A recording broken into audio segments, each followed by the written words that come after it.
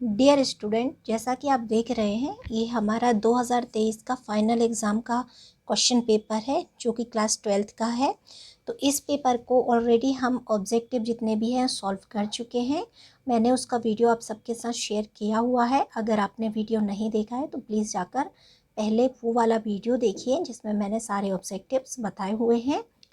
आज के वीडियो में मैं जितने भी क्वेश्चन आंसर हैं वो सारे सॉल्व करूंगी, आप सबके साथ शेयर करूंगी, बताऊंगी आपको कि कैसे इनके आंसर्स आपको लिखने हैं। तो अगर आपको कोई भी कंफ्यूजन होता है, किसी भी प्रकार का कोई डाउट है तो आप मुझे कमेंट कर सकते हैं, मैं उसका रिप्लाई देकर आपका डाउट क्लियर करूंगी। क्योंकि ऑब्जेक्टिव पहले ही शेयर कर चुकी हूँ इसलिए इनमें ज़्यादा टाइम वेस्ट नहीं करेंगे। मैं बहुत जल्दी जल्दी आप सबको एक बार शॉर्ट में बताते जाऊँगी, ठीक है। तो पहला जो क्वेश्चन है इसमें हमें सही विकल्प चुनना है। जो भी इन 4 ऑप्शन में से सही आंसर होता है उस ऑप्शन को हमें यहाँ पे टिक करना होता है, चुनना होता है। तो देखिए पहला क्वेश्चन है, निम्नलिखित में से कौन सा व्यक्ति के व्यक्तित्व का वर्णन करने के लिए एक पैरामीटर नहीं है। तो ऑप्शन है आत्मविश्वास, खुलापन, तंत्रिकावाद और सहमतता। तो इसका जो आंसर है वो आएगा तंत्रिकावाद। नेक्स्ट है हमारा शुष्क त्वचा का परिणाम है। तो ऑप्शन देख लेते हैं, अधिक लुब्रिकेशन, लुब्रिकेशन की कमी, का व खा दोनों और इनमें से कोई नहीं। आंसर आएगा हमारा लुब्रिकेशन की कमी। यह फाउंडेशन नम हिस्सों गर्म दिनों के लिए उपयुक्त है। तो ऑप्शन देख लेते हैं, पहला है water proof foundation, mineral foundation, powder foundation और लास्ट है स्टिक फाउंडेशन। तो आंसर है हमारा यहाँ पे water proof foundation. Next question है, बालों को बिखरने से रोकने के लिए इस्तेमाल करें। ऑप्शन देख लेते हैं, शैम्पू, कंडीशनर, हेयर सीरम और लास्ट है हेयर स्प्रे। तो इसका आंसर आएगा हेयर स्प्रे। यहाँ पर काफ़ी सारे स्टूडेंट ने कंडीशनर लगाया हुआ है जो कि गलत है। आपने इसमें कौन सा आंसर लिखा है एग्ज़ाम में मुझे कमेंट करके ज़रूर बताएं। इसका जो सही आंसर है वो है हेयर स्प्रे। एक आदर्श संदेश की विशेषताएं क्या है। ऑप्शन है स्पष्ट, संक्षिप्त, सटीक और लास्ट है उपरोक्त सभी। तो आंसर आएगा उपरोक्त सभी। इस तरह हमने पांचों जो क्वेश्चन है वो सॉल्व कर लिए हैं पहले वाले प्रश्न के। अब देखते हैं दूसरा प्रश्न। ये है हमारा सेकंड क्वेश्चन जिसमें हमें रिक्त स्थानों की पूर्ति करनी है, यानी कि खाली स्थान या खाली जगह जहाँ पर दी होती है वहाँ पर क्या आंसर आएगा वही हमें लिखना होता है। तो पहला है, अपने होठों को मॉइस्चराइज करने के लिए खाली स्थान का उपयोग करें। तो आंसर आएगा यहाँ पे लिप बाम। नेक्स्ट है, टेलीफोन संचार में लगभग खालिस्तान परसेंट शब्द और खालिस्तान प्रतिशत स्वर होते हैं। तो पहले में आपका 25% आएगा और दूसरे में 75% आएगा, ठीक है। तो इस तरीके से दोनों खाली स्थान आपको देखकर भर लेने हैं। अब देखिए ये सेट डी है, अगर किसी सेट में ये अदला बदली हो गई हो, यानी कि पहले शब्द की जगह स्वर पूछा हो और यहाँ पे उल्टा कर दिया हो तो आपको आंसर भी उसी हिसाब से लिखना पड़ेगा। वहाँ 75 और 25%। तो देखो शब्द जो होते हैं हमारे यहाँ पे, शब्द हमारे होते हैं 25% और जो स्वर होते हैं वो 75% होते हैं। तो इसी के अनुसार आपको ये अपने अपने सेट में जैसा भी आंसर क्वेश्चन पूछा हो उसी के हिसाब से आंसर आप लिख देंगे। नेक्स्ट है, जैविक फल और सब्जियाँ खालिस्तान से मुक्त होती हैं। तो यहाँ पर आपका आंसर आ जाएगा रसायनों। त्वचा को रिफ्रेश और ताज़ा करने के लिए खालिस्तान लगाया जाता है। तो आपका आंसर आ जाएगा टोनर। नेक्स्ट है, ब्लश के दो सामान्य प्रकार खालिस्तान और खालिस्तान है। तो आप पहले खालिस्तान में पाउडर और दूसरे में क्रीम लिखेंगे। पाउडर ब्लश और क्रीम ब्लश ये दो सामान्य प्रकार के ब्लश होते हैं, ठीक है, जो कि आप सबके सिलेबस में ऑलरेडी दिए हुए हैं। तो इस तरह हमने खालिस्तानों की पूर्ति कर ली और हमारा दूसरा क्वेश्चन भी सॉल्व हो गया। आप देखते हैं तीसरा क्वेश्चन। ये है तीसरा क्वेश्चन जिसमें हमें सत्य असत्य की पहचान करनी है। तो जो भी सेंटेंस या वाक्य सही होगा उसके आगे हमें सत्य लिखना है, जो गलत होगा उसके आगे हमें इस तरह से असत्य लिख देना है। तो पहला देख लेते हैं, संवेदनशील त्वचा के लिए अल्ट्रासोनिक एक्सफोलिएशन को न करने की सलाह दी जाती है। तो यहाँ आंसर आएगा आपका सत्य।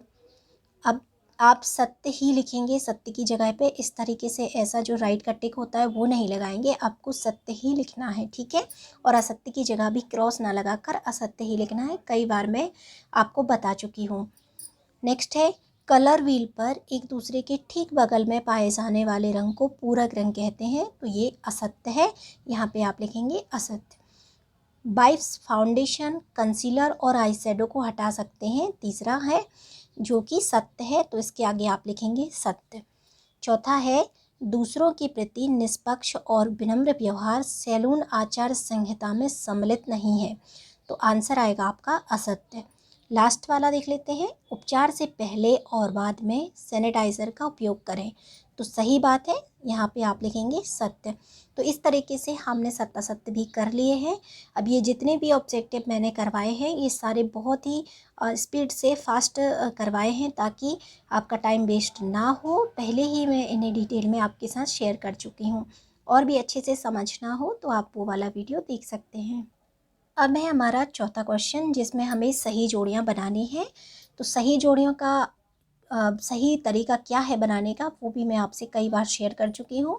तो इस तरीके से ना तो आपको नंबर लिखने होते हैं और ना ही ऐसे लाइनें खींचकर मिलाना होता है जोड़ियों को, बल्कि जो आपको ए साइड पे, मतलब ये वाली जो साइड है ये ए है और ये वाली जो साइड है वो बी है, तो ए साइड को ऐसा का ऐसा लिखना होता है, और जो बी साइड है उसके आगे ही आपको ए साइड के आगे बी साइड से जो इसका आंसर होगा उससे वहाँ लिखना होता है। मतलब देखिए, फर्स्ट है परिपक्व त्वचा, तो अब आपको यहाँ ढूंढना है, इसको नहीं चेंज करना है, इसको आप पहले नंबर पे परिपक्व त्वचा ही लिखेंगे। फिर इस तरीके से जैसे यहाँ एक छोटा सा डैश का निशान लगाएंगे, लाइन खींचेंगे, उसके बाद आपको ढूंढना है इसका आंसर इन पांचों में से, जो कि है गहरी परतदार और ढीली, तो इसे लिख देना है इसके सामने यहाँ पर, ठीक है। जहाँ स्व प्रबंधन लिखा है ना, यहाँ लिखेंगे आप पहले वाले का आंसर।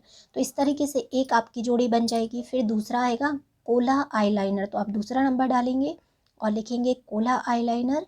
इसका आंसर भी आपको इसी तरह लिखना है, डैश लगाना है सामने, और फिर यहाँ पे दूसरे नंबर पे इसका आंसर लिखना है जो कि है स्मोकी आइज़ के लिए, तो ये लिख लेंगे आप यहाँ पर गहरी परतदार की जगह पर। तो मतलब समझ रहे हैं ना आप, पहला जो भी है उसके आगे आपको पहले का आंसर लिखना है, दूसरे के आगे दूसरे का, तीसरे के आगे तीसरे का, इसी तरह से जितनी भी जोड़ियां हैं आपको बना लेनी है। तो आपकी पांचों जोड़ियां बनके तैयार हो जाएंगी। अब यहाँ पे मैंने आप लोगों की सुविधा के लिए, और आप लोग कंफ्यूज ना हो इसके लिए मैंने यहाँ नंबर लिख दिए हैं, आप देख सकते हैं, ठीक है। अब मैं आपको एक एक बता देती हूँ। परिपक्व त्वचा, इसके सामने आएगा गहरी परतदार और ढीली। दूसरा है कोल्हा आईलाइनर, इसके सामने आएगा स्मोकी आइज़ के लिए। तीसरा है संपीड़ित प्राकृतिक गैस, इसके आगे आ जाएगा CNG, ठीक है। तो ये तीन जोड़ियां बन गई। अब है प्रतिक्रिया। प्रतिक्रिया क्या होती है, तो किसी बात का जवाब देना, ये इसके साथ जोड़ी बन जाएगी। लास्ट बचेगा हमारा स्व जागरूकता, जो कि आएगा स्व जागरूकता, इसके आगे आप इसकी जोड़ी बनाएंगे स्व प्रबंधन के साथ 5वें नंबर पर। इस तरीके से हमारी सारी जोड़ियां बनकर तैयार हो जाएंगी। तो जोड़ियां बनाने का यही सही तरीका है, इसी पर मार्क्स दिए जाते हैं। जो बच्चे लाइन खींचते हैं या फिर नंबर लिख देते हैं जैसे मैंने लिखे हुए हैं, ये गलत तरीका है, इस तरह से मार्क्स नहीं मिलते हैं। तो इस बात को आप लोग ध्यान में रखें और सही तरीके से हमेशा सही जोड़ियाँ बनाएं। यहाँ पर हमने सारे ऑब्जेक्टिव क्वेश्चन सॉल्व कर लिए हैं। अब देखते हैं क्वेश्चन आंसर, यानी कि प्रश्न उत्तर, जिनके बारे में आज का हमारा मेन वीडियो है। यहाँ पर हमारा पहला क्वेश्चन यानी 5वें नंबर का जो क्वेश्चन है वो दिया हुआ है, किसी स्प्रेडशीट को कट, कॉपी और पेस्ट करने के लिए शॉर्टकट की लिखिए। यानी कि आपको कट की, कॉपी की और पेस्ट की शॉर्टकट की यहाँ पे लिखनी है। तीन के लिए आपको यहाँ पे 3 नंबर दिए जाएंगे, ठीक है। यानी कि इन तीनों की अगर आप सही जो शॉर्टकट की हैं वो लिख लेते हैं तो आपको 3 नंबर मिल जाएंगे। तो ये रहा इसका आंसर। कट के लिए जो शॉर्टकट की होती है वो होती है Ctrl+X, कॉपी के लिए जो होती है वो होती है Ctrl+C, और लास्ट है पेस्ट, तो इसके लिए होती है Ctrl+V। तो इनमें से आपको कितनी शॉर्टकट कीज़ पहले से पता है मुझे कमेंट करके ज़रूर बताइएगा। नेक्स्ट क्वेश्चन है, रिसेप्शन एरिया में प्रदान की जाने वाली कुछ सुविधाओं के नाम बताइए। ये क्वेश्चन भी हमें 3 नंबर में पूछा गया है, तो इसका आंसर भी हमें थोड़ा सा शॉर्ट में ही देना है। ये रहा इसका आंसर, जो कि मैं अभी आपको रीड करके बताती हूँ। तो सबसे पहले आंसर लिखेंगे, फिर लिखेंगे रिसेप्शन एरिया में प्रदान की जाने वाली सुविधाएं हैं कौन कौन सी। बैठने की जगह, यानी कि बैठने के लिए जगह हो क्लाइंट के लिए। फिर गर्म और ठंडा पेय, यानी कि गर्म या फिर ठंडा जो भी आप पीना चाहें वो अवेलेबल हो। समाचार पत्र और पत्रिकाएं अवेलेबल हों जो कि आप क्लाइंट को पढ़ने के लिए देंगे। अपॉइंटमेंट रजिस्टर होना चाहिए। टेलीफोन और आवश्यक स्टेशनरी आदि रखने के लिए पर्याप्त जगह होनी चाहिए। तो देखो ये जो है ना 3 नंबर के हिसाब से मैंने ये आंसर आप लोगों के लिए लिखा है। अगर यही क्वेश्चन जो है 5 नंबर में आता तब आपको इन्हें थोड़ा सा डिटेल में लिखना होता। जैसे यहाँ सिर्फ मैंने इतना ही लिखा है, तो आप जैसे ये पहला वाला है बैठने की जगह, तो आप इसे हेडिंग बना देते और आगे लिख देते कि क्लाइंट के लिए या कस्टमर के लिए, या फिर आप ग्राहक बोल सकते हैं, ग्राहकों के लिए बैठने के लिए पर्याप्त जगह होनी चाहिए, कंफर्टेबल जगह होनी चाहिए, उन्हें किसी प्रकार की कोई परेशानी ना होनी चाहिए। और जितने भी ग्राहक आए, चाहे वेटिंग के लिए कितने भी ग्राहक हों, उनके लिए उचित व्यवस्था होनी चाहिए बैठने की। फिर आप इसी तरह लिख सकते हैं गर्म और ठंडा पेय, यानी कि ग्राहक की इच्छा के अनुसार गर्म, अगर वो गर्म पीना चाहते हैं चाय कॉफ़ी वगैरह, या फिर ठंडा पीना चाहते हैं लेमन जूस या अदर कुछ जो भी ड्रिंक रहते हैं, जैसे कि कोल्ड ड्रिंक या फिर कोई ठंडा, ठीक है, तो वो सारा उनकी इच्छा के अनुसार और मौसम के अनुसार उनके लिए आप उपलब्ध कराइएगा। फिर नेक्स्ट है समाचार पत्र और पत्रिकाएं, तो इनके आगे भी आप और भी ज़्यादा बढ़ा के लिख सकते हैं कि जो कस्टमर हैं अगर उनका नंबर आने में देर है, उनकी जो भी सर्विस है उसके लिए टाइम है, तो वो वेट कर रहे हैं, बोर ना हो, अपना टाइम अच्छे से यूज़ कर सके, उसके लिए उनके पास समाचार पत्र आप दीजिएगा, उनको पढ़ने के लिए पत्रिकाएं उपलब्ध कराइए। तो ये सारी सुविधाएं जो है रिसेप्शन एरिया में होनी चाहिए। नेक्स्ट इसी तरह से अपॉइंटमेंट रजिस्टर है जैसे कि, और टेलीफोन है, ये सारा जो भी सामान होता है ना रिसेप्शन एरिया में, उन्हें रखने के लिए प्रॉपर जगह होनी चाहिए। इस तरीके से आप इसे बहुत ही अच्छे से एक्सप्लेन करके बड़ा सा लिख सकते हैं, तब आपको ज़्यादा मार्क्स मिल जाएंगे। पर क्योंकि 3 नंबर में आया है तो 3 नंबर के लिए इतना बहुत ही इनफ होगा, इसमें आपको 3 नंबर आराम से मिल जाएंगे। नेक्स्ट क्वेश्चन है यहाँ पे मेरा, वार्म कलर व कूल कलर क्या होते हैं। ठीक है, तो ये जो क्वेश्चन है ये भी हमसे 3 नंबर में पूछा गया था पेपर में, तो चलिए इसी के हिसाब से इसका आंसर भी देख लेते हैं। ये रहा हमारा क्वेश्चन जो कि है वार्म कलर व कूल कलर क्या होते हैं। तो इसके लिए सबसे पहले आपको वार्म कलर की हेडिंग डाल लेनी है और लिखना है लाल, नारंगी या पीले रंग के अंडरटोन वाले रंग वार्म कलर कहलाते हैं। कौन कौन से? लाल, नारंगी या पीले रंग के अंडरटोन वाले रंग वार्म कलर कहलाते हैं। तो जो वार्म कलर होते हैं चमकीले होते हैं और ऊर्जा से भरे हुए होते हैं और आगे की ओर बढ़ते हैं, यानी कलर व्हील में आगे की ओर बढ़ते हैं। नेक्स्ट है कूल कलर, तो यहाँ पे आप कूल कलर हेडिंग डालेंगे, फिर लिखेंगे नीले रंग के अंडरटोन वाले कलर कूल कलर कहलाते हैं। कूल कलर अधिक सुखदायी होते हैं और कुछ अधिक कम हो जाते हैं, यानी कि धीरे धीरे वो डल होते जाते हैं या लाइट पड़ते जाते हैं। इस तरीके से हमारे जो कूल कलर है वो लिख लेंगे आप। अब 3 नंबर में जो क्वेश्चन पूछा था उसके हिसाब से इतना आंसर काफ़ी होगा, आप इतना लिखेंगे 3 नंबर मिल जाएंगे। वार्म कलर क्या है और कूल कलर क्या है यही पूछा है, लेकिन फिर भी मैंने आप लोगों के लिए थोड़ा सा और लिखा है यहाँ पे, जो कि आप लोग को नॉलेज होना बहुत ज़रूरी है।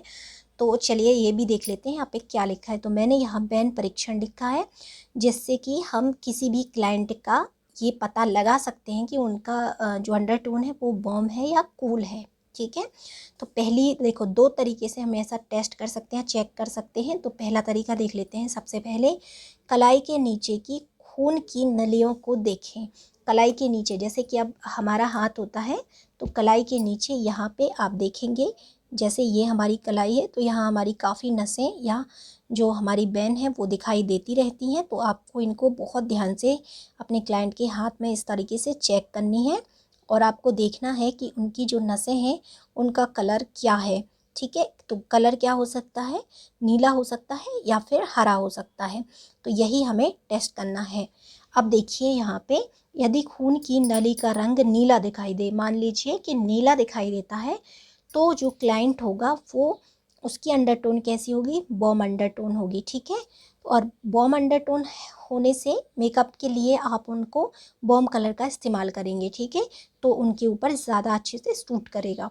अब मान लीजिए यदि खून की नली हरी दिखाई देती है, जो हमने अभी नस देखी ना, तो उसका जो कलर है वो हरा दिखाई देता है, तो एक कूल अंडरटोन माना जाएगा, ठीक है। यानी कि नीली है अगर जो नली का रंग, यानी खून की जो नली है, नसें हैं, उनका रंग अगर नीला दिखता है तो वार्म अंडरटोन, और अगर हरा दिखता है तो कूल अंडरटोन मानी जाएगी। अब वार्म अंडरटोन वालों के लिए हमें वार्म कलर का यूज़ करना है, कूल अंडरटोन वालों के लिए मेकअप में हमें कूल रंगों का यूज़ करना है, ठीक है। आया आपको समझ में? तो क्यों हम कूल कलर और वार्म कलर पढ़ते हैं, तो इसका आपको अब पता लग गया होगा। तो चलिए, एक तो ये तरीका हो गया कि हम उनकी कलाई की नस देख सकते हैं। अब दूसरा तरीका भी देख लेते हैं जिससे हम ये पता लगा सकते हैं। तो यदि क्लाइंट सोने के गहनों में ज़्यादा अच्छी दिखाई देती है तो उसका अंडरटोन वार्म होता है, ठीक है। और चांदी की ज्वेलरी में अगर बहुत अच्छी लगती है तो कूल अंडरटोन होगा। यानी कि देखो, जब कोई भी क्लाइंट होता है, कोई भी लड़की है, आप उसे रेडी करते हैं, अगर या तो वो सिल्वर ज्वेलरी पहनेगी, सिल्वर कलर में है ना कपड़े और ज्वेलरी, या फिर आप वो पहनती है गोल्ड में, तो जिसके ऊपर गोल्ड कलर बहुत खिल के आता है, गोल्ड कलर में बहुत ही अच्छा उसके जो है ना लुक आता है, बहुत सूट करता है, तो वो अंडरटोन होगा उसका वार्म। और अगर किसी के लिए चांदी का सूट करता है तो वो हो जाएगी उसकी कूल अंडरटोन। तो ज्वेलरी से भी आप अंदाज़ा लगा सकते हैं, अदरवाइज़ आप नस देख सकते हैं और फिर आप अंदाज़ा लगा सकते हैं उनकी अंडरटोन का।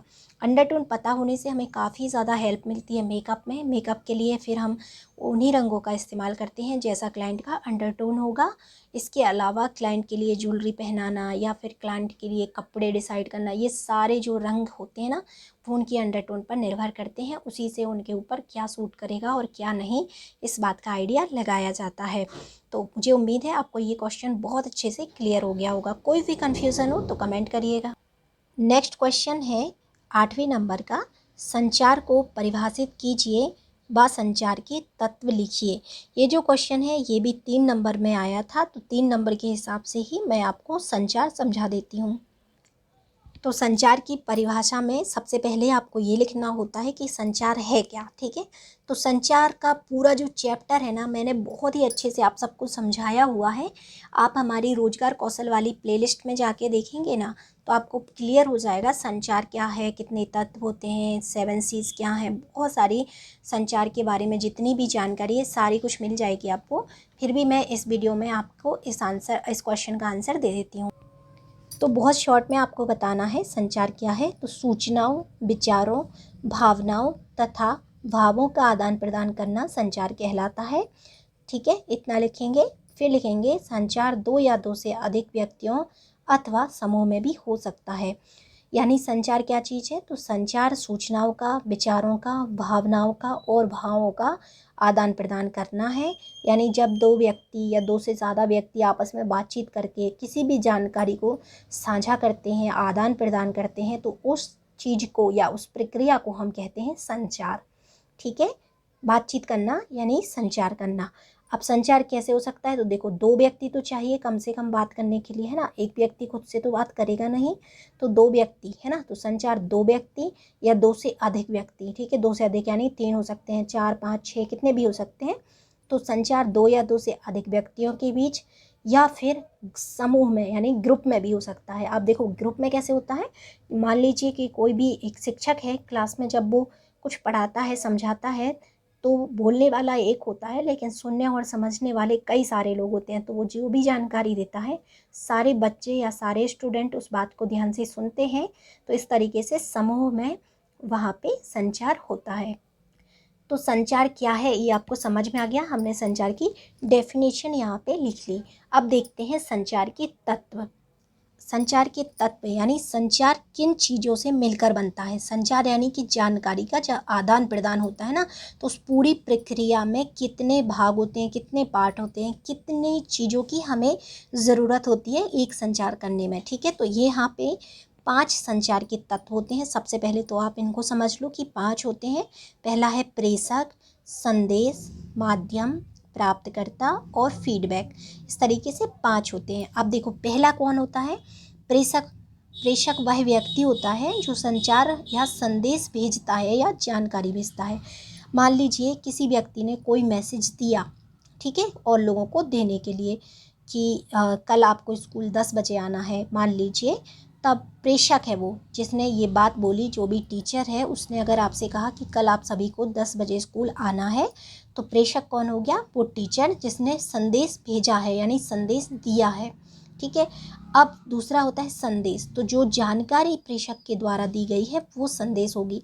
तो प्रेषक कौन था? वो टीचर थे ना जिन्होंने आपको बोला 10 बजे आने का, तो वो टीचर, प्रेषक ने जो बात बोली यानी जो संदेश दिया है वो होगा संदेश। तो प्रेषक कौन है? वो टीचर है। संदेश क्या है? कि 10 बजे स्कूल आना है। तो दोनों चीज़ क्लियर, प्रेषक और संदेश। अब देखते हैं माध्यम। तो संदेश जिस माध्यम से भेजा गया यानी जो जानकारी उन टीचर ने या प्रेषक ने आपको दी है वो किस माध्यम से दी है? बोल कर दी है यानी कि मौखिक दी है, लिख कर दी है, लिखित दी है, ठीक है। तो इस तरीके से जो भी माध्यम से दी हो, या फिर मेल से दी है, या फिर आपको टेलीफोन के द्वारा दी, किस तरह से दी है, क्या माध्यम था, तो वो हो जाएगा आपका माध्यम, ठीक है। तो किसी ना किसी माध्यम से तो देनी पड़ेगी जब भी हम किसी को कोई जानकारी देंगे, तो वो हो गया माध्यम। नेक्स्ट है प्राप्तकर्ता। अब वह व्यक्ति जो संदेश प्राप्त करता है, तो देखो प्रेषक ने एक संदेश भेजा किसी ना किसी माध्यम से, मान लीजिए मौखिक बोला है ना, तो मौखिक दिया संदेश। अब वो संदेश किन किन लोगों ने प्राप्त किया, ठीक है, यानी कि सारे स्टूडेंट ने इस बात को सुना, उन्होंने प्राप्त किया, तो वो हो गए प्राप्तकर्ता। लास्ट में आता है फीडबैक। फीडबैक जो प्राप्त करता है यानी कि प्राप्तकर्ता स्टूडेंट है ना, तो प्राप्तकर्ता ने प्रेषक के लिए क्या उत्तर दिया, यानी कि प्राप्तकर्ता स्टूडेंट है, स्टूडेंट ने टीचर्स को बोला कि ठीक है हम 10 बजे आ जाएंगे, या फिर उन्होंने कोई प्रॉब्लम बताई कि सर हम 10 बजे नहीं आ सकते, कोई ना कोई आंसर दिया प्राप्तकर्ता ने। तो प्राप्तकर्ता ने सिर्फ सुना नहीं है यानी सिर्फ संदेश लिया नहीं है, बल्कि उस संदेश का जवाब दिया है प्रेषक को। तो वो जो जवाब दिया है वो हो गया फीडबैक।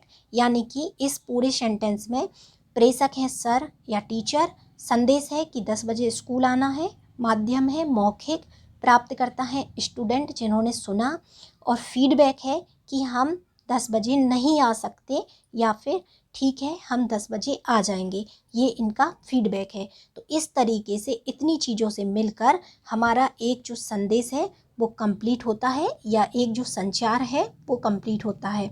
मुझे लगता है आपको बहुत ही अच्छे से क्लियर हो गया होगा।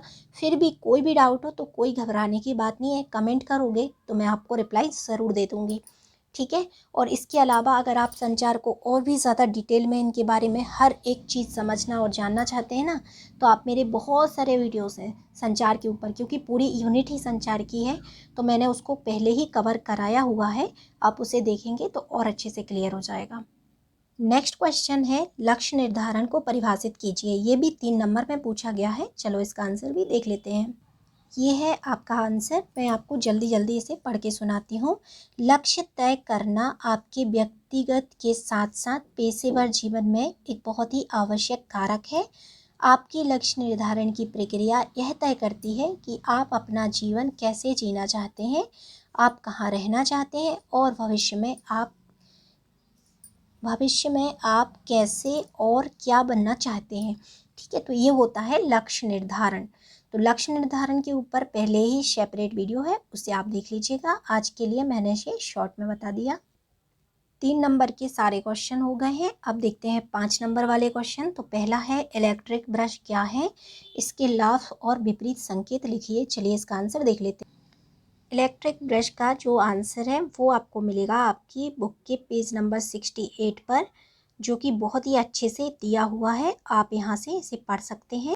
इलेक्ट्रिक ब्रश के जो लाभ हैं वो पेज नंबर 69 पर दिए हुए हैं, काफ़ी अच्छे से और शॉर्ट में दिए हैं, तो आपको इनको एज इट इज़ पढ़ना है।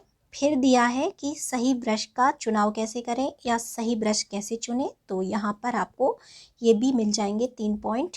और लास्ट में पेज नंबर 70 पर आपको मिलेगा इलेक्ट्रिक ब्रश का उपयोग करना, कैसे हमें इलेक्ट्रिक ब्रश का उपयोग करना चाहिए। इसके बाद इसके विपरीत संकेत भी आपकी बुक में बहुत ही अच्छे से दिए हुए हैं, तो इसीलिए मैंने इस क्वेश्चन का आंसर अलग से नोट नहीं किया है, क्योंकि बुक में ही काफ़ी अच्छा दिया है। अगर आप चाहें अगर आप चाहें तो इस क्वेश्चन का आंसर मैं आपको अलग से भी बता सकती हूँ, आप मुझे कमेंट कर दीजिएगा। नेक्स्ट क्वेश्चन है, ब्यूटी थेरेपिस्ट के लिए सामान्य दिशा निर्देश लिखिए। ये क्वेश्चन भी 5 नंबर में आया है। इसका आंसर देख लेते हैं। चलिए इसका आंसर तो पहला है, अब देखो जब आप पेपर में लिखेंगे ना तो आपको हेडिंग वगैरह बहुत अच्छे से लिख लेनी है कि ब्यूटी थेरेपिस्ट के लिए सामान्य दिशा निर्देश इस प्रकार हैं, फिर नंबर 1 नंबर 2 इस तरह डालेंगे। राइटिंग भी अच्छी लिखिएगा। मैंने बहुत जल्दी जल्दी में नोट्स बनाए हैं और ये मेरे रफ़ नोट्स हैं, तो इसी वजह से यहाँ पे मेरी राइटिंग बिल्कुल भी अच्छी नहीं है। मैं बस आपको अपना आंसर बता देती हूँ। पहला है, ग्राहक को अभिवादन करें और बैठने के लिए कहें।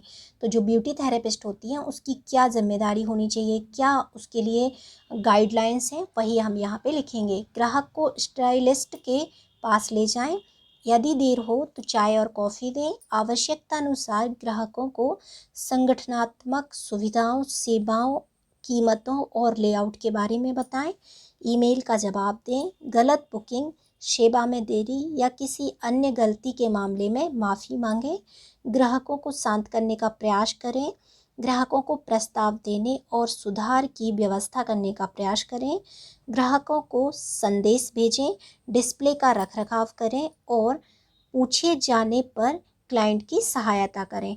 तो इस प्रकार से हमने यहाँ पर एक जो ब्यूटी थेरेपिस्ट हैं उनके लिए क्या दिशा निर्देश होने चाहिए वो हमने यहाँ पर बता दिए हैं। आपको इसका आंसर बिल्कुल ऐसा ही लिखना है। बहुत अच्छा आंसर है। हैंड राइटिंग मेरी अच्छी नहीं है, इस पर जल्दी ही कोई सेपरेट वीडियो बनाऊंगी जिसमें आपको बहुत डिटेल में समझा दूंगी। तो अभी आप इसको इसी तरह से पढ़ लीजिएगा।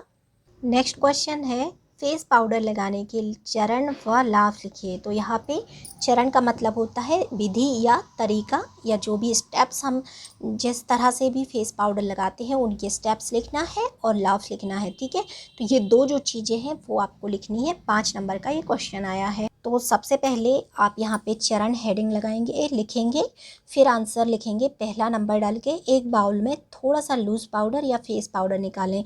अब देखो लूज़ पाउडर और फेस पाउडर जो है वो एक ही बात है, तो दोनों की विधि सेम रहेगी। आप जैसे क्वेश्चन में यहाँ फेस पाउडर पूछा है तो आप फिर लूज़ पाउडर ना लिख के फेस पाउडर लिख लीजिएगा, और कभी कभी लूज़ पाउडर लिख के आता है तो आप फिर उस तरह लिख सकते हैं। एक ही बात है दोनों की।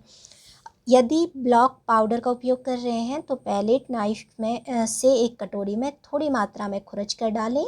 सूखी रुई के साथ लगाएं। आँखों और पूरे चेहरे को ढकते हुए नीचे की ओर करें। सुनिश्चित करें कि कोई मेकअप दिखाई नहीं दे रहा है और सब कुछ अच्छी तरह से मिश्रित हो गया है। तो बेसिकली यहाँ पर जिस तरह से भी हम पाउडर लगाते हैं, यानी फेस पाउडर लगाते हैं, उसका तरीका आपको लिखना है।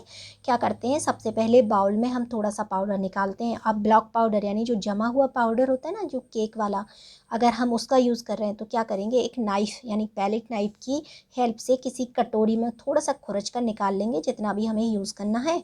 फिर सूखी रुई या फिर आप जो हमारे जो फेस पाउडर लगाने वाले स्पंज होते हैं उससे या किसी ब्रश से आप उसको लगाएंगे। तो सूखी रुई आपके बुक में दिया है इसलिए मैंने भी लिख दिया, वैसे हम इसे ब्रश से या स्पंज से लगाते हैं। आँखों और पूरे चेहरे को ढकते हुए नीचे की ओर करें, यानी कि फेस पाउडर आपको पता ही है पूरे चेहरे पे लगाया जाता है, आँखों पर भी लगाते हैं और सारे चेहरे पर लगाते हुए नीचे की ओर करते हैं। ठीक है, आप सुनिश्चित करें यानी लास्ट में चेक करें कि कोई भी जो पाउडर है वो दिखाई नहीं दे रहा और सब कुछ अच्छी तरह से मिक्स हो गया है। तो ये है हमारा तरीका या हमारे चरण जो कि हम फेस पाउडर लगाने के लिए यूज़ करते हैं। अब हमें यहाँ लिखना है इसके लाभ, तो चलो लाभ देख लेते हैं। ये है फेस पाउडर लगाने के लाभ। तो पहला, लूज़ पाउडर अधिक प्राकृतिक लुक देता है। जब हम लूज़ पाउडर लगाते हैं मेकअप में तो ये प्राकृतिक लुक देता है, यानी कि नेचुरल लगता है। नेक्स्ट है, यह आपके मेकअप फाउंडेशन कवर स्टिक को सेट करता है। ठीक है, जो भी हमारा मेकअप है यानी हमने जो फाउंडेशन लगाया है या कवर स्टिक लगाई है, इन सभी का बेस सेट करता है, यानी इनको बिल्कुल सेट कर देता है, अलग से ये दिखाई नहीं पड़ते हैं। यह अधिक मैट उपस्थिति बनाता है। मैट का मतलब जानते हैं आप लोग, मैट और एक देखो जब हम किसी चीज़ का लिक्विड फॉर्म यूज़ करते हैं ना, लिक्विड, एक लिक्विड होता है, एक होता है मैट। लिक्विड जिसमें तरल हो, चिपचिपापन हो, या जो दिखता है बहुत शाइनी शाइनी, वो होता है लिक्विड। गीला सा, ठीक है। और जो बिल्कुल ड्राई रहता है ना, जो मिक्स हो जाता है, जैसे हमारा पाउडर है वो बिल्कुल ड्राई होता है, फेस पे लगाओगे तो बिल्कुल ड्राई ड्राई हो जाएगा, सारा पसीना या सारी जो ऑयलिंग है, जो भी जितना भी मतलब चिपचिपापन है, गीलापन है, वो सब सूख जाता है ना, तो उसको बोलते हैं मैट, ठीक है। अब यह किसी भी तेलीयता को मिटा देता है। तेलीयता जैसे अभी मैंने बताया, जैसे ऑयल हमारे चेहरे पे ऑटोमेटिकली ऑयल आ जाता है, या फिर कोई क्रीम हमने यूज़ करी है, या फिर हमने ऑयल बेस्ड कोई फाउंडेशन लगाया है, तो उन सबको कम कर देता है, तेलीयता को मिटा देता है, ठीक है। तो ये है हमारी फेस पाउडर की या लूज़ पाउडर के लाभ। अगर आपको मेरा पढ़ाने का तरीका अच्छा लगता है तो प्लीज़ एक कमेंट कर दिया करिए, ताकि मुझे जब मैं नेक्स्ट टाइम वीडियो बनाऊं तो मुझे याद रहे कि आप लोगों को अच्छा लग रहा है और मैं बहुत ही खुश होकर वीडियो बना पाऊं। अगर मुझे ऐसा लगता है कि नहीं, आप लोग को पसंद नहीं आ रहा है या आप लोग की कोई हेल्प नहीं हो रही है, तो मेरा उतना मन नहीं करता है, जब तक कि बच्चे कमेंट करके नहीं बोलते कि मैम इस टॉपिक पर वीडियो बनाइए, तब तक मेरा बनाने का मन ही नहीं करता है। तो प्लीज़ वीडियो को अगर अच्छी लगती है तो लाइक कर दो, शेयर करो, और मुझे कमेंट करके बताओ आपको कैसी लग रही है। कोई भी कन्फ्यूज़न है तो उसके बारे में भी जब पूछते हो तो बहुत अच्छा लगता है, ऐसे लगता है मैं सामने से ही आप सबको पढ़ा रही हूँ और आप लोग जो भी आपके डाउट हैं वो पूछ रहे हो। तो मैं आपकी टीचर ही हूँ, आपको अगर कभी कोई कन्फ्यूज़न है, कोई डाउट है, कोई भी प्रॉब्लम है, तो आप मुझे कमेंट किया करिए, मुझे बहुत अच्छा लगेगा। और जैसे नेक्स्ट टॉपिक, आप किस टॉपिक पर वीडियो देखना चाहते हैं, कौन सी चीज़ आप समझना चाहते हैं, कोई प्रैक्टिकल देखना चाहते हैं या किसी प्रोडक्ट के बारे में आप जानना चाहते हैं, तब भी आप मुझे कमेंट कर सकते हैं, मुझे बहुत ही अच्छा लगेगा। तो इस तरीके से अगर आप करते हैं ना, तो मुझे ऐसा लगता है कि आप लोग सब मेरे से कनेक्ट हैं, आप मेरे आंसर दे रहे हैं, मैं आपको पढ़ा रही हूँ, तब बहुत अच्छी फीलिंग आती है। तो प्लीज़ इतना कर दिया करिए। चलिए वीडियो को आगे बढ़ाते हैं। नेक्स्ट है, एक सफल उद्यमी की विशेषताएं लिखिए। तो चलो इसका आंसर भी देख लेते हैं। ये जो क्वेश्चन है ये भी 5 नंबर में आया था। ये जो क्वेश्चन है ना, ये क्वेश्चन 10वीं वालों के लिए भी आया था, सेम टू सेम, और ये आंसर मैंने उन्हीं के लिए लिखा था जो अब मैं आपको भी बता रही हूँ। तो जो सफल उद्यमी की विशेषताएं हैं, देखो इस तरीके से जब मैं बोलती हूँ ना, कोई भी टॉपिक बताती हूँ ना, तो सबको पढ़ना चाहिए, क्लास 10th वालों को, 12th वालों को, सबको, क्योंकि आप लोग को किसी का भी आ सकता है। अब देखो ना, ये क्वेश्चन आप देखेंगे ना, जो क्लास 10th का जो पेपर है ना, उसमें भी आया था और अब आपको भी आया है। ये देखो यहाँ पे, ये 10वीं का पेपर है, जिसमें 11वें क्वेश्चन में पूछा गया है सफल उद्यमी की विशेषताएं लिखिए, और यही 5 नंबर में भी, इनको भी 5 ही नंबर में आया था। अब मैं आपको दिखा देती हूँ पेपर पलट के कि 10वीं का पेपर है। ये देखो यहाँ पे, ये 10th क्लास का पेपर है, यहाँ हाई स्कूल लिखा हुआ है, 2023 का, यानी इसी साल का पेपर है, और मेन पेपर है, ठीक है, फाइनल पेपर है। और इसी पेपर के जो 11वें नंबर का जो क्वेश्चन है, अगर आप देखेंगे, ये मेरे पास जो सेट है वो सी सेट है, ठीक है। तो इस तरीके से सी सेट में 11 नंबर पर ये क्वेश्चन दिया हुआ है। मैं आपको पूरा पेपर ओपन करके बता देती हूँ ताकि आपको यकीन हो सके। तो देखो यहाँ पे 11 नंबर पर ये क्वेश्चन दिया हुआ है। तो इस तरीके से जब मैं बोलती हूँ ना कि सबके लिए इम्पॉर्टेंट है, तो ऐसे ही नहीं बोलती हूँ। देखो आंसर जो क्वेश्चन है ना, वो सेम टू सेम पूछा भी जाता है, वो भी फाइनल एग्ज़ाम में। तो आप लोगों को कितना हेल्प हो जाती है, एक ही क्लास के लिए वीडियो बनाती हूँ, दोनों पढ़ सकते हैं, दोनों की हेल्प हो जाती है। चलो अपना वीडियो स्टार्ट करते हैं।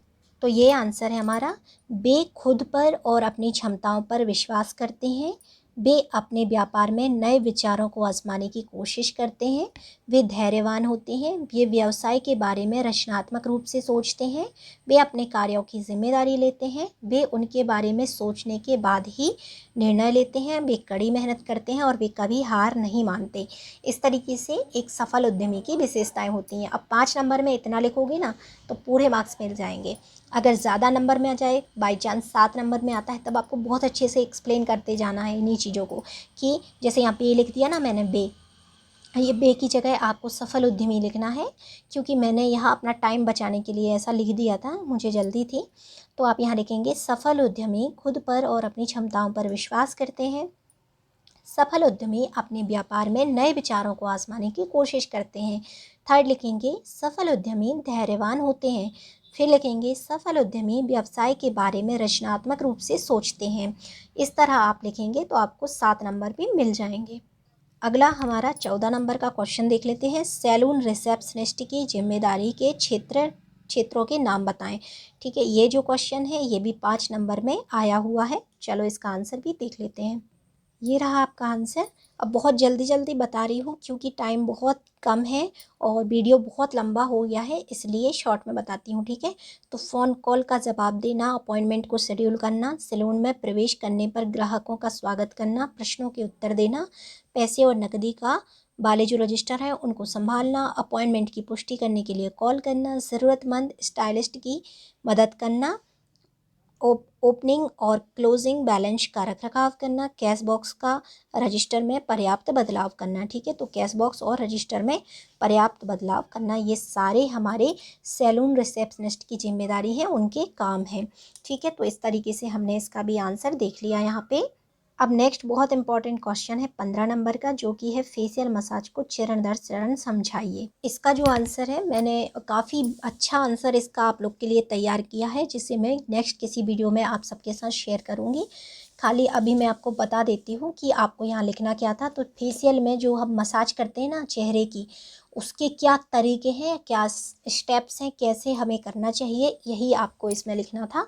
तो अगर आप यहाँ पे 7 से 8 पॉइंट भी लिखते तब भी आपको पूरे मार्क्स मिल जाते, बट यहाँ मैंने 13 पॉइंट का बहुत बड़ा ऐसा एक आंसर लिखा हुआ है, जो कि आपको 7 नंबर तक के मार्क्स जो है वो दिला सकता है। इसको मैं नेक्स्ट वीडियो में शेयर करूँगी।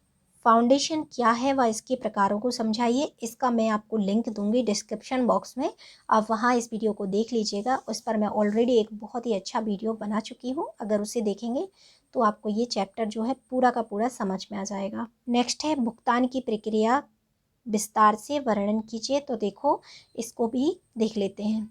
तो सबसे पहले ये पता होना चाहिए भुगतान क्या है। तो जब अपन जैसे किसी भी चीज़ का जब पेमेंट करते हैं तो उसे बोलते हैं भुगतान, यानी जब हम अपनी चीज़ की कीमत चुकाते हैं या जो मूल्य है वो चुकाते हैं, उसे बोलते हैं भुगतान। अब भुगतान करने के क्या क्या तरीके हैं, तो यह महत्वपूर्ण जिम्मेदारी है। भुगतान करना क्या है, एक महत्वपूर्ण जिम्मेदारी है जिसकी अत्यधिक देखभाल की आवश्यकता है, ठीक है। यानी कि ऐसे ही नहीं कर देते हैं, बहुत ध्यान से हमें भुगतान करना चाहिए और सामने वाले को भी बहुत ही अच्छे से पेमेंट लेनी चाहिए। तो भुगतानों को संसाधित करने के लिए न केवल करों का अच्छा ज्ञान बल्कि कार्ड मशीनों का संचालन का भी ज्ञान होना आवश्यक है। यानी जो लोग भी हमसे पेमेंट करते हैं ना, कई बार हम कार्ड से पेमेंट करते हैं, तो उनको कार्डों का और मशीनों का सबका नॉलेज होना ज़रूरी है। भुगतान के प्रकार देख लेते हैं। तो जब ग्राहक अपनी सेवाओं के लिए मूल्य चुकाता है तब वह भुगतान के विभिन्न तरीकों का उपयोग कर सकता है, ठीक है। तो जब हम मूल्य चुकाते हैं ना, तब हम इन तरीकों का उपयोग कर सकते हैं। कौन कौन सी, तो फर्स्ट है नकद लेन देन, इसमें हम सामने से ही पैसे दे देते हैं और वापस ले लेते हैं जितने भी। डेबिट कार्ड का, क्रेडिट कार्ड का यूज़ कर सकते हैं, पार्ट कैश या पार्ट डेबिट कार्ड का, लॉयल्टी कार्ड का और गिफ्ट वाउचर का, ठीक है। तो ये सारी चीज़ों का यूज़ करके हम जो है भुगतान कर सकते हैं। उम्मीद है आपको ये जो क्वेश्चन है समझ में आ गया होगा। अगर कोई डाउट है या आप इस भुगतान वाली प्रक्रिया को बहुत ही डिटेल में समझना चाहते हैं तो आप मुझे कमेंट करके बताइएगा। बल्कि यही नहीं, जो भी क्वेश्चन आप और अच्छे से डिटेल में समझना चाहते हैं ना, आप मुझे कमेंट करेंगे तो उस पर मैं एक अलग ही एक डेडिकेटेड वीडियो बना दूँगी, जिससे आपका कोई भी डाउट होगा तो क्लियर हो जाएगा। नेक्स्ट है गैल्वेनिक इलेक्ट्रोफेशियल स्किन ट्रीटमेंट को चरण दर चरण समझाइए और इसके लाभ और विपरीत संकेत लिखिए। ये क्वेश्चन आया था 7 नंबर में और इसके लिए मैं आपको एक वीडियो का लिंक डिस्क्रिप्शन बॉक्स में दे रही हूँ, उसे आप चेक कर लीजिएगा। वो मेरा ही वीडियो है जिसे मैंने कुछ समय पहले आप लोगों के जब एग्ज़ाम आने वाले थे तो इम्पॉर्टेंट क्वेश्चन कह के इसको मैंने शेयर किया था। तब आप लोगों ने बहुत सारे बच्चों ने इसको समझा और कमेंट भी बहुत अच्छे अच्छे किए। बट अगर आप में से किसी ने भी नहीं देखा हो, कोई भी ऐसा है जिसने इसको नहीं देखा है, तो वो देख सकते हैं। अब एक क्वेश्चन है लिम्फेटिक ड्रेनेज फेशियल मशीन के बारे में, जिसमें हमें लिम्फेटिक ड्रेनेज फेशियल क्या है और इसकी क्या प्रक्रिया है और 2 विपरीत संकेत, इतना बताना है। तो इसके लिए आप इंतज़ार कीजिए मेरे अगले वीडियो आने का, क्योंकि यहाँ इतने कम टाइम में और आप लोग भी काफ़ी वीडियो देख देख कर थक गए होंगे, तो अभी आपको भी समझ में नहीं आएगा। तो इसके लिए मैं एक सेपरेट वीडियो बनाऊंगी। बहुत इंपॉर्टेंट क्वेश्चन है, आप लोगों के लिए आगे भी बहुत काम आएगा।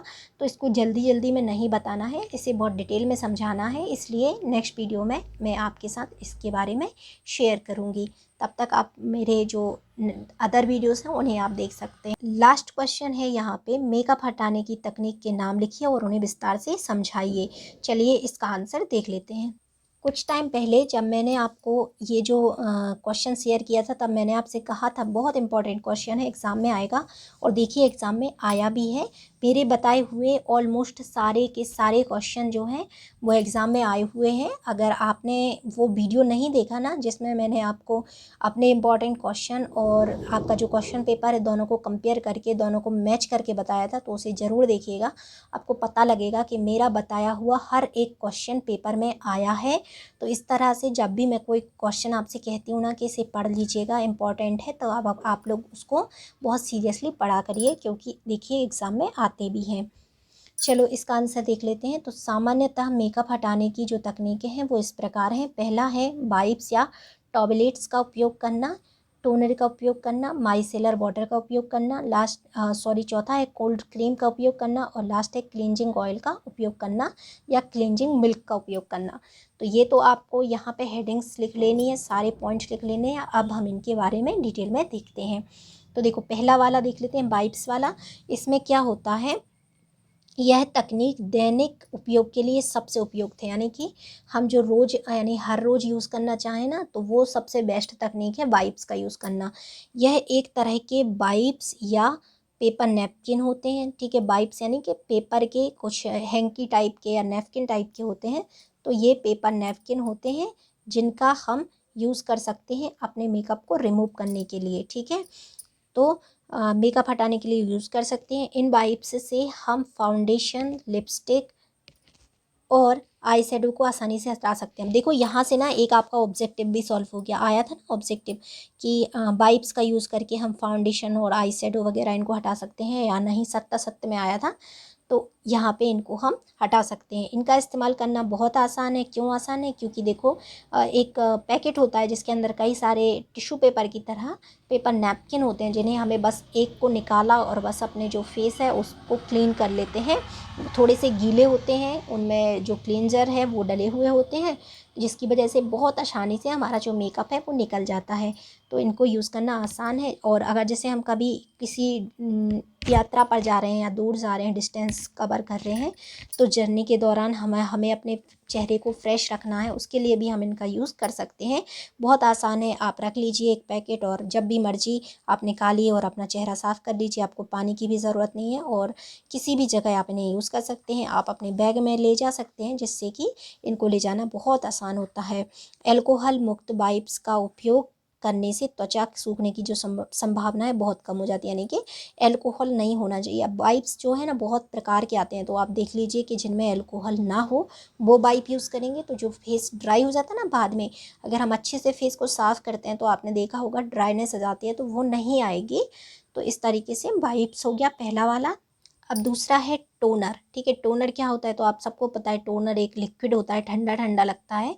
इसे हम स्प्रे भी कर सकते हैं या रुई की हेल्प से, कॉटन की हेल्प से डायरेक्ट अपने चेहरे को साफ़ कर सकते हैं। ये हमारे चेहरे को साफ़ और तरोताज़ा बनाए रखने में मदद करता है। नॉन ड्राइंग अल्कोहल मुक्त टोनर का उपयोग करना चाहिए। देखो यहाँ पे भी हमें अल्कोहल मुक्त यानी अल्कोहल ना हो ऐसे टोनर का उपयोग करना चाहिए। इससे भी हमारी जो नमी उड़ने का या फेस के ड्राई होने की समस्या है ना, वो नहीं होगी।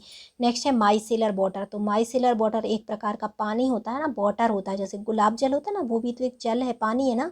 इसी तरीके से माइसेलर वाटर का उपयोग करने से हम अपना जो मेकअप है रिमूव कर सकते हैं। तो इस तरीके से इनकी एक बॉटल आती है। इस तरह का पानी जो कि मेकअप को हटाने के लिए उपयोग किया जाता है, ठीक है। तो ये माइसेलर वाटर एक पानी है जिसका उपयोग करते हैं हम अपने मेकअप को हटाने के लिए। त्वचा को साफ और हाइड्रेट करता है। हाइड्रेट करता है क्योंकि पानी है ना, तो हाइड्रेट करता है, ड्राइनेस बिल्कुल नहीं आती चेहरे पर। और चलते फिरते ताज़ा चेहरा पाने के लिए यह एक आदर्श प्रोडक्ट है, ठीक है। तो जैसे हमारा रोज़ वाटर होता है उसी तरह से बिल्कुल माइसेलर वाटर होता है। तो रोज़ वाटर का यूज़ करिए या माइसेलर वाटर का यूज़ करिए, ठीक है। नेक्स्ट है कोल्ड क्रीम। कोल्ड क्रीम तो आप सब जानते हैं। कोल्ड क्रीम की मदद से भी हम अपना जो चेहरा है या चेहरे का जो मेकअप है उसे साफ़ कर सकते हैं। कोल्ड क्रीम तेल पानी और तेल और पानी का एक इमल्सन, यानी कि इस कोल्ड क्रीम के अंदर पानी भी होता है जिसकी वजह से फेस ड्राई नहीं होता, और तेल भी होता है जिसकी वजह से हमारा जो चेहरा है और भी ज़्यादा, अगर ड्राइनेस है या रफनेस है या बहुत ज़्यादा इचिंग है तो वो सारी दूर हो जाती है, और एक नमी वाला जो चेहरा है या थोड़ा सा हल्का चिपचिपा बना जाता है। तो देखो नाक, चेहरे, आँख, गोल गाल और माथे की जो भारी मेकअप है वाले हिस्से हैं वहाँ पर हम कोल्ड क्रीम से साफ़ कर सकते हैं। यानी कि जिन जिन जिन जगह पे हम अपने चेहरे पे ज़्यादा मेकअप करते हैं ना, जैसे आँखों पर करते हैं, गालों पर करते हैं, माथे पर करते हैं, इन सब हिस्सों की जो मेकअप है उसे हम कोल्ड क्रीम से साफ़ कर सकते हैं। लास्ट है क्लींजिंग ऑयल। अब क्लींजिंग मिल्क आप सबने यूज़ किया होगा लैब में, अगर नहीं किया है तो क्लींजिंग मिल्क एक तरीके का बॉडी लोशन की तरह होता है, पर बॉडी लोशन से और भी ज़्यादा पतला, जैसे मिल्क होता है ना उसी तरीके से क्लींजिंग मिल्क होता है। और क्लींजिंग मिल्क का यूज़ करके भी हम मेकअप को रिमूव कर सकते हैं, मेकअप को हटा सकते हैं। तो कैसे हटाना है, तो क्लींजिंग मिल्क की या क्लींजिंग ऑयल की बॉटल आती है, उसमें से आप थोड़ा सा निकालिए, अपनी जो कॉटन होती है ना जिसका हम यूज़ करते हैं अपने मेकअप में, फेशियल में, तो उस कॉटन पर निकालिए और उस कॉटन से सारे चेहरे को साफ़ कर लीजिए, या फिर जहाँ का भी आप मेकअप हटाना चाहते हैं ना वहाँ पे साफ़ कर लीजिए। तो इस तरीके से हम जो है इन तरीक़ों का उपयोग करके अपने जो चेहरे का मेकअप है उसे रिमूव कर सकते हैं। तो ये होती हैं कुछ मेकअप रिमूव करने की तकनीकें या टेक्निकल प्रोडक्ट्स जिनका हम यूज़ करते हैं मेकअप को हटाने के लिए। तो ये जो वीडियो है अगर आप लोग को पसंद आया है, हेल्प हुई है, तो वीडियो को लाइक कर दीजिए। वैसे ये आप लोग के लिए बहुत ज़्यादा इम्पॉर्टेंट है, क्योंकि बहुत ही ज़्यादा इम्पॉर्टेंट क्वेश्चंस कवर हुए हैं, बहुत डिटेल में बहुत अच्छे से समझाए हैं। मैं यूट्यूब पर बहुत सारे वीडियोस देखे हैं, इतनी डिटेल में और इतने अच्छे तरीके से किसी ने भी अब तक आपको नहीं समझाया होगा। मैं जो नोट्स बनाती हूँ वो भी खुद बनाती हूँ, बहुत सारी मेहनत मैं आप लोग के लिए करती हूँ। तो उसके लिए वीडियो को बिल्कुल लाइक कर दीजिए इसी टाइम पर, और एक अच्छा प्यारा सा कमेंट कर दीजिए। कुछ ना मिले तो थैंक यू लिख दीजिए, कुछ भी लिख दीजिए जो आपका मन करे, क्या हेल्प हुई क्या नहीं हुई, कुछ भी जो आप चाहें वो कमेंट कर सकते हैं। मुझे आप सबके कमेंट पढ़कर बहुत अच्छा लगता है, प्लीज़ कमेंट करिए। और जो वीडियो है जितना हो सके शेयर कर दीजिए वीडियो को, ताकि मुझे ज़्यादा से ज़्यादा लोगों तक पहुंचने का मौका मिले, सारे बच्चों की हेल्प हो सके। Thank you for watching, bye bye.